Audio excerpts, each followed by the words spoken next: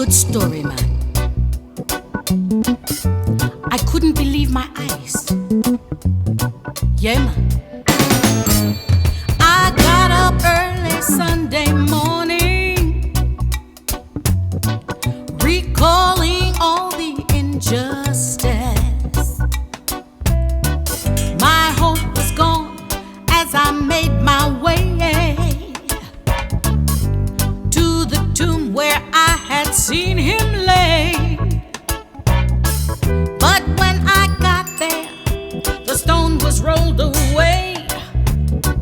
He is not here, I heard the angel say.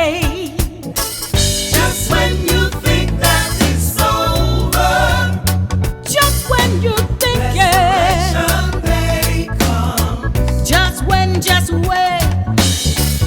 Just when you think it's all over, The stone gives way. the stone gives way to the beauty of the sun.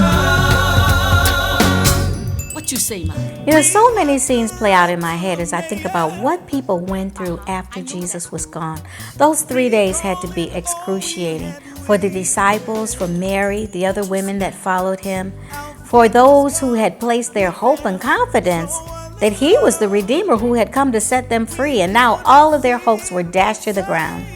And it looked like they were right back where they started, or maybe even a couple of steps behind. The disciples huddled together. Some of them feared being found because they thought they'd be next, because they had turned so radically against them. Peter was someplace nursing his wounds because he realized that he had done exactly what Jesus said that he would do.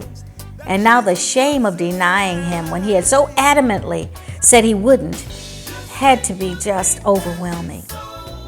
Especially in the face of the fact that Jesus was gone and he'd never get a chance to apologize or make amends for being so foolish and so fearful.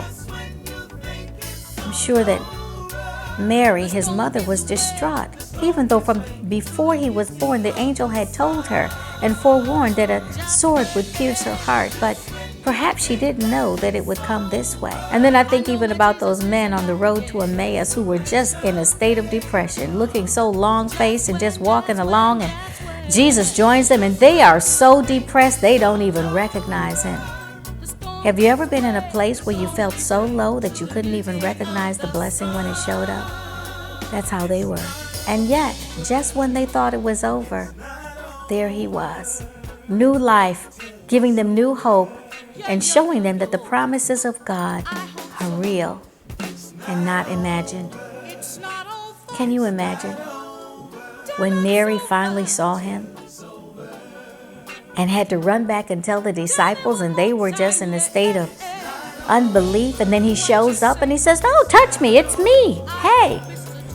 Wow. Just when you think it's over, resurrection comes. And the same thing happens in our lives, We get to the end of ourselves. We get to the end of trying to get certain things in life, and it looks like they're not going to happen. And then God shows up as only he can. And why does that happen? I think simply he allows us to come to the end of ourselves so that he's the one that ultimately gets the glory, time and time again. We give up and he says, "Best words I've ever heard. I give up. Good. Now I get to show up and glorify myself and show you who I really am." So it's never over, my friend. There's a saying in life that it's not over till the fat lady sings. Well, it's not over till God says so. And in his eyes, a day is as 1,000. He's got all the time in the world to prove himself to you. But when he does, it's glorious. When you